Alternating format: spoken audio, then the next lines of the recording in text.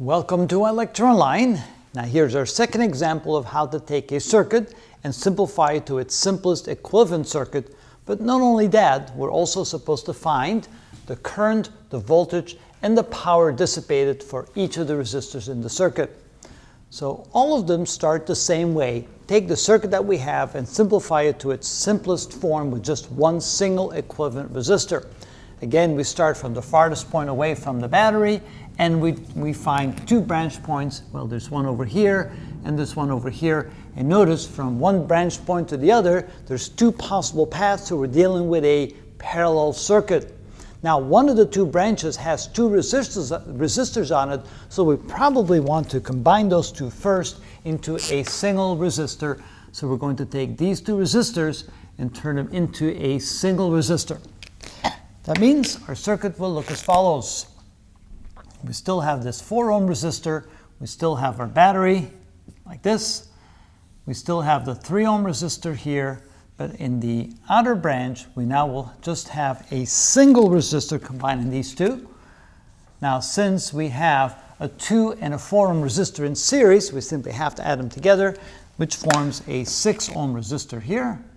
We still have our 3 ohm resistor here and a 4 ohm resistor there with a 24 volt power supply. All right, we still have the same circuit. We still have the two branches, the two branch points right here with the two branches, but now we can solve this circuit. We can use the product over the sum method to find the equivalent resistor for these two resistors in parallel.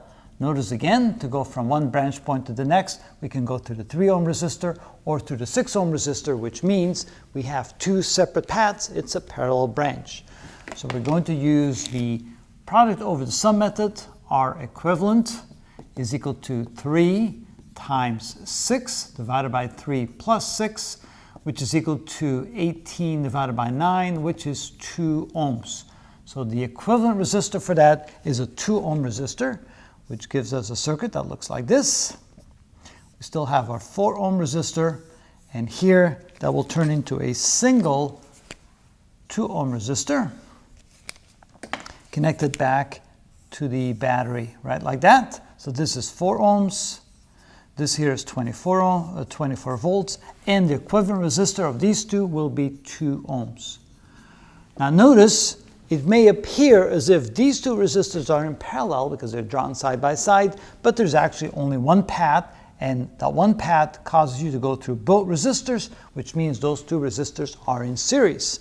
So if you're going to draw the equivalent circuit, you're going to combine these two resistors into one single resistor.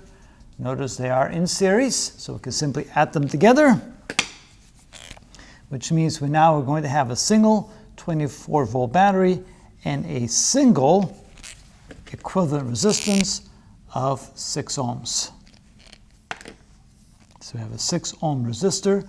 This is our R equivalent for the whole circuit and a 24 volt battery.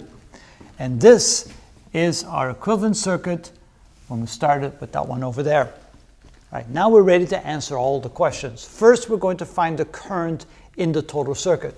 So I total is going to be equal to V over R equivalent, which in this case is 24 volts divided by 6 ohms, which is 4 amps of current, which means we have 4 amps of current leaving the battery. So this is 4 amps, like this. Again, here we have a current. Here I equals 4 amps. Notice that current will flow in this direction, so we have a 4 amp current here, and that current is now going to split into this branch and this branch. Let's call this I1, let's call this I2, and notice when we come over here, this here would be I2, and this here would be I1. Sometimes it helps to look at an intermediate equivalent circuit to find the currents or the voltages or the powers and so forth. This would be a good place to start to figure out which branch will carry a certain amount of current. So in this case, we can say that I1 is equal to I total coming into the branch point right here. So it would be I total in this direction. Splits up into these two currents. So I1 is going to be the total current times the resistance in the other branch, which is 3 ohms. divided by the sum of the two resistors, which is 3 plus 6. So that's going to be 4 amps multiplied times 3/9 or 1/3, which is equal to 4/3 of an amp. So 4/3 of an amp will flow through this branch right here. Since this is half the resistance, twice as much current will flow through this branch. So we can say that I2 is 2 times I1, which is 2 times 4/3 amps, which is equal to 8/3 of an amp. Now, if you add these two together, 4/3 plus 8/3, well, that's actually, let's see here, that would be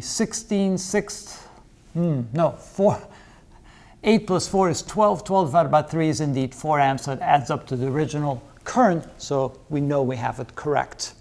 So now we know how much current flows to each resistor. We have 4 amps of current flowing to this resistor. I1 is a current of 4/3 of an amp, so these two resistors have 4/3 of an amp flowing through them, and this resistor has a resistance of 8/3 of an amp flowing through it. All right, next we want to find the voltage drop across each of the resistors. So let's label these resistors. Let's call this R1. Let's call this resistor R2. Let's call this resistor R3, and let's call this resistor R4. So once we label them, we know which resistor we're talking about. And we can then say that the voltage across resistor R1 is equal to, well, the voltage drop across any resistor is always the current times the resistance. So it would be I total, that's the current going through that resistor, times R1. So in this case, that would be 4 amps multiplied times R1, which is 4 ohms, which is equal to 16 volts. So 16 volt drop across this 4 ohm resistor.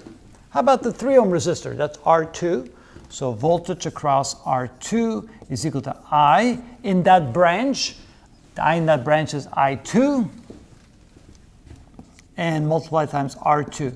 So in this case, I2 has a current of 8/3 of an amp, and we multiply that times the resistance R2 of 3 ohms, which means that's an 8 volt drop across this resistor, which makes sense because we have a 16 volt drop here, another 8 volt drop. Together that adds up to 24 volts, which is equal to the voltage of the battery. What about the 2 ohm resistor?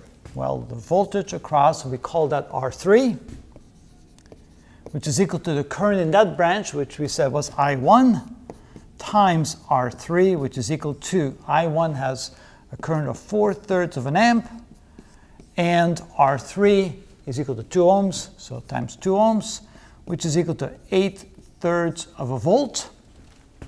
And the voltage across R4 is equal to I1 times R4, which is equal to 4/3 of an amp, times, in this case, it'll be 4 ohms, which is double that amount, or 16/3 of a volt. Now, if you add these two together, 8/3 plus 16/3 is 24/3. 24/3, 24 divided by 3 is 8 volts, which means the total voltage drop across this branch is also 8 volts, which makes sense because with parallel branches, the voltage has to be the same, 8 volts on the left branch and 8 volts on the right branch. So that looks like it's correct. Finally, the power. So let's go over here. So power through the first resistor is equal to I squared times R. And in this case, the current to that resistor is 4 amps. So that's 4 squared times 4, which is 16 times 4, which is equal to 64 watts of power dissipated by that resistor.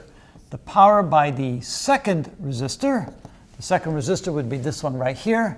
So that would be I squared times R. So in this case, the current through that is I2, and I2 is equal to 8/3 of an amp. So that's 8/3 squared times the resistance, which is 3.